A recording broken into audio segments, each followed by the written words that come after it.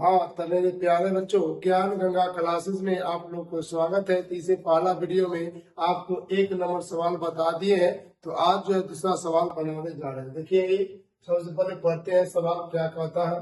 तो सवाल है, दर्शाइए कि कोई भी धनात्मक विषम पूर्णांक 6 क्यूब + 1 या 6 क्यूब + 3 या 6 क्यूब + 5 के रूप का होता है। तो इसमें जो है निकालना हमें है 6 क्यूब + 1 और 6 क्यूब + 3 और 6 क्यूब + 5, मतलब धनात्मक विषम पूर्णांक। तो यहाँ पे मानना ही पड़ेगा धनात्मक, यहाँ लिखते हैं हल।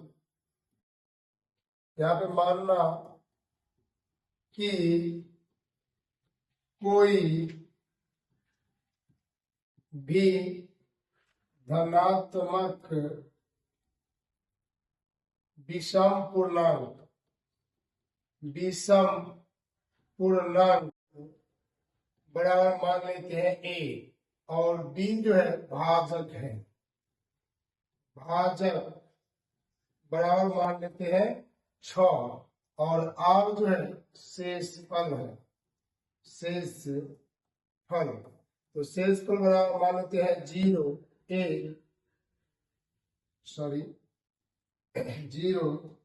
1 2 3 4 5। हमें 5 तक ही लेना है, क्योंकि ये जो है भाजक जो है 6 तक है, इसीलिए 5 तक ही लेना है। तो यहाँ पे यूक्लिड एल्गोरिथम से चलते हैं। लिखते हैं यूक्लिड विभाजन एल्गोरिथम से। तो मेरे प्यारे बच्चों, ये यूक्लिड एल्गोरिथम क्या है, आपको इसे अगला सवाल में मैंने बताया था। तो आइए, यूक्लिड एल्गोरिथम जो है a बराबर b क्यूब और प्लस r है। तो इसको हम समीकरण 1 मान लेते हैं, ठीक है। और समीकरण 1 में जो है ये सब जो मान लिए 0 1 2 3 4 5, इसको बारी बारी से r की जगह बारी बारी से हम लोग जो है मान रखते हैं। तो यहाँ पर लिखेंगे जब r बराबर 0, अगर r बराबर 0 लेते हैं तो a बराबर रहता है b क्यूब, मतलब 6 क्यूब और प्लस में r मतलब 0। तो a बराबर निकल के आ जाएगा 6 क्यूब, ठीक है।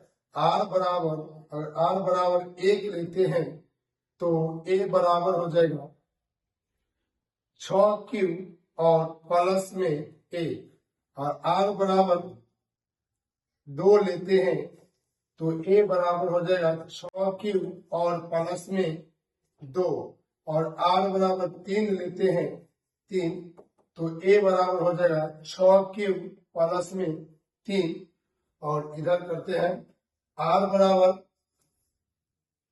4 लेते हैं तो a बराबर हो जाएगा 6 क्यूब प्लस में 4, और r बराबर 5 लेते हैं तो a बराबर हो जाएगा 6 क्यूब और प्लस 5। अब इसमें देखना है जो धनात्मक विषम पूर्णांक कौन है, उसको हम लोग छांटते हैं, ठीक है। तो सबसे पहले देखिए, a बराबर जो है पहला a बराबर 6 क्यूब आया था, तो ये तो धनात्मक है और सम पूर्णांक है, इसलिए इसको नहीं लेंगे। और a बराबर 6 क्यूब और प्लस 1 है, ये है धनात्मक विषम पूर्णांक, ठीक है। उसके बाद जो है a बराबर 6 क्यूब प्लस 2 जो है ये धनात्मक सम पूर्णांक है, इसको नहीं लेंगे। और इसको देखते हैं a बराबर 6 क्यूब प्लस 3, ये धनात्मक विषम पूर्णांक है। और यहाँ देखते हैं r बराबर 4 लिए थे, तो a बराबर 6 क्यूब प्लस 4 आया था, तो ये भी जो है धनात्मक सम पूर्णांक है, तो इसको छोड़ देंगे। और r बराबर जो 5 लिए थे और a बराबर निकल के आया था 6 क्यूब प्लस 5, इसको जो है ले लेते हैं, क्योंकि ये धनात्मक विषम पूर्णांक है। यहाँ पर लिखते हैं अतः में लिखते हैं 6 क्यूब प्लस 1, 6 क्यूब प्लस 3 और 6 क्यूब प्लस 5 के रूप का होता है। ठीक है। जो हमें निकालने के लिए बोल दिया था वो हमें निकाल दिया। यहाँ पे देख लीजिए, अतः में लिख दिया 6³ + 1 या 6³ + 3 या 6³ + 5 के रूप का होता है। हम यही करना था इसके रूप का होता है या नहीं, तो बिल्कुल निकाल दिए हैं। तो इससे आगे चलते हैं अगला सवाल में। अगर आप लोग को समझ में आ गया होगा तो स्क्रीनशॉट ले सकते हैं और अगला सवाल पे चलते हैं। तो आइए अब जो है तीसरा नंबर सवाल को पहले पढ़ते हैं, उसके बाद बनाते हैं। तो पहले पढ़िए तीसरा नंबर सवाल। लिखा गया है, किसी परेड में 616 सदस्यों वाली है, सॉरी मिस्टेक हो गया, एक सेना आर्मी की टुकड़ी को 32 सदस्यों वाले एक आर्मी मतलब बैंड के पीछे मार्च करना है। दोनों समूहों को समान संख्या वाले स्तंभों में मार्च करना है। उन स्तंभों की अधिकतम संख्या क्या है जिसमें वे मार्च कर सकते हैं? तो बड़ा ही इजी सवाल है, जैसे आपने 1 नंबर सवाल देखे थे उसी प्रकार से ये भी बनेगा। तो इसमें सबसे पहले देखेंगे जो बड़ी संख्या जो है और एक छोटी संख्या है, तो ये दोनों को क्या माने। तो आइए सबसे पहले जो है हम लोग हल लिखते हैं और हल के बाद लिखते हैं, माना कि a बराबर जो है 616, बड़ी संख्या को 616 मान लीजिए और छोटी संख्या को b बराबर मान लीजिए। b बराबर कितना है, तो 32 है। अब इसके बाद जो है हम चलते हैं यूक्लिड विभाजन एल्गोरिथम से, लिखते हैं यूक्लिड विभाजन एल्गोरिथम से। तो यूक्लिड विभाजन एल्गोरिथम है a बराबर b³ + r। और इसमें क्या करिए, ये सब का मान पुट करिए, ये सब धीरे धीरे जो है इसको जो सबसे पहले रॉफ में बनाइए। 616 को 32 से जो है भाग विधि से पहले बनाना है। इसको 19 मरतबे लगाइएगा तो 608 आ जाता है। अब इसको जो है घटा दीजिए, तो एक दाएं बचा लीजिएगा तो ये हो जाएगा 16। 16 में से 8 गया तो 8, ये बचा 0, तो यहाँ पर 0 में से 0 गया तो 0 और 6 में से 6 गया तो 0। तो अब जो है इसको जो है यहाँ पे लिखेंगे कि 32 को उतारेंगे और 8 चौक 32, मतलब 4 मरतबे जो है ये 32 कट जाता है।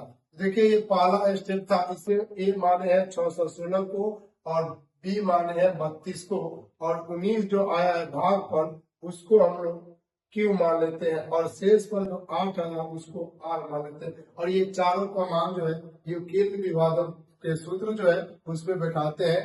तो ए बराबर कितना माने थे, यहाँ पे देखिए 616 है और बी बराबर 32 है और गुणे क्यू बराबर मतलब भागफल कितना है, देखिए यहाँ पे बनाए हुए 19 है, गुणे 19 कर देंगे और शेष पर जो आर है वो आर कितना है शेष पर, तो लिखेंगे 8 आया है।